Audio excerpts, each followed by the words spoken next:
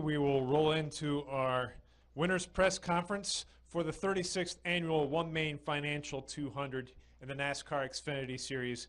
And we're joined by our race-winning team with driver Kyle Larson of the number 42 Parker Store Chevrolet for Chip Ganassi Racing, and crew chief Mike Shiplett. Let's start with you, Kyle.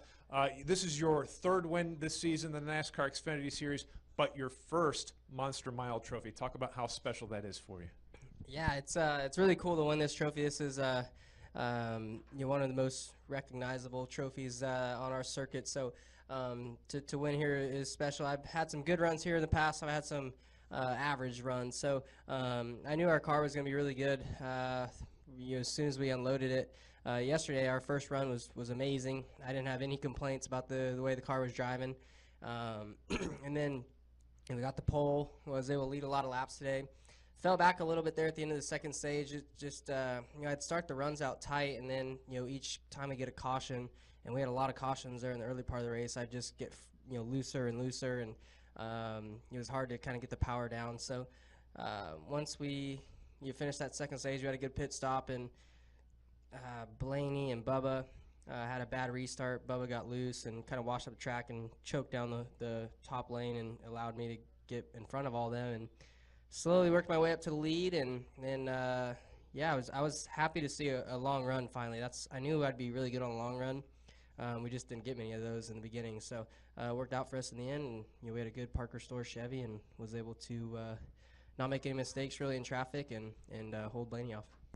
Mike, clearly you had a great race car today and a great driver behind the wheel. But in that third and final stage, what was your biggest concern as we went through? Just if a caution was going to come out there and to make another adjustment on the car, because like Kyle was saying, the short runs, we really didn't get a good understanding of what the car needed on the long run. We felt we had a good long run car, but we were struggling a little bit on the short runs. So just getting able to start running, that was the longest run of the day. I think before that we only went like 20 laps, so you really can't tell what the car is capable of doing at that point. We'll open the floor up for questions. Raise your hand, we'll get a wireless mic to you. We'll start with Reed and go to Bob. Reed Spencer with NASCAR Wire Service. Kyle, 3 wins, a second, a third, in 6 starts, an average finish of 2.5 in this series this year. Are you sure your last name isn't Bush? I'm trying to think of something smart-ass to say like he would, but no, it's just been a lot of fun to drive our race cars. Our car's been really good on both sides, Cup and Xfinity, but especially Xfinity, we've been extremely good.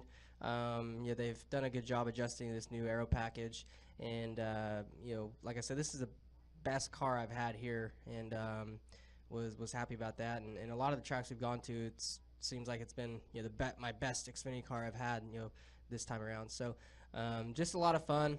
Hats off to Shiplett and all the mechanics at the race shop, engineers, everybody who really are the main reason why I'm getting to run up front more often. And I get all the credit, but it's everybody at the shop really that deserves the credit. We'll come up front to Bob and then go to Kyle. Bob Hockers, ESPN, fastest in happy hour as far as 10-lap average on the Cup side. Would a sweep be a big deal to you? Just the fact that to do that type of accomplishment? Yeah, to get a second sweep this early in the season would be cool. Tomorrow it'll be an extremely tough race. Jimmy is always really good here. Truex has been extremely strong as well. So I was very happy with our Target Chevy in happy hour, and normally happy hour here is really not so happy hour because your car drives like crap. But today they made some good adjustments and we were good. So I'm excited for the race tomorrow. It's always different. The track changed a lot throughout the Xfinity race, especially on that last long run there. It got a lot of rubber down. So it's hard to really know how you're going to be because you don't practice with that much rubber on the track and like it got towards the end of this race. So we'll have some long green flag runs tomorrow, and the balance will change a lot, so we just got to stay on top of that. Good. Back left to Kyle. Kyle Magda, Performance Motorsports Network. Can you just talk about how important it was to have clean air today, especially like you said this morning with the 22 and you being the 2 best cars out there? Yeah, I mean, so out of the 3 series, trucks, Xfinity, and Cup, I feel like clean air is not that big of a deal in Xfinity. It seems like dirty air affects you a little bit, but not as bad as truck, especially. And then Cup car, it seems like it's gotten a little bit worse to me the last few weeks. But yeah, clean air is always important, but I wouldn't say it was a huge factor today. Tyler Head from the RacingExperts.com.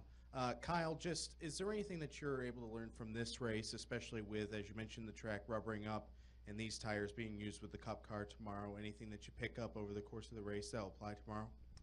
Yeah, here at Dover, as you guys could see, the line changes quite a bit with all the rubber that gets put down. So adjusting your line here and there is important to help learn for tomorrow. I felt like there on that last long run, I feel like I moved around enough and learned enough about how my car was driving when I'd enter too low or too high or whatever, and kind of feel how that affected the balance of the car. So if you're fighting something, you could adjust your line and run through those slick spots to help it. So yeah, Dover is a fun place, and it's always changing, so you can definitely run double duty helps. Any additional questions for our winners? Gentlemen, congratulations on the triumph, and good luck tomorrow, Kyle. Thanks.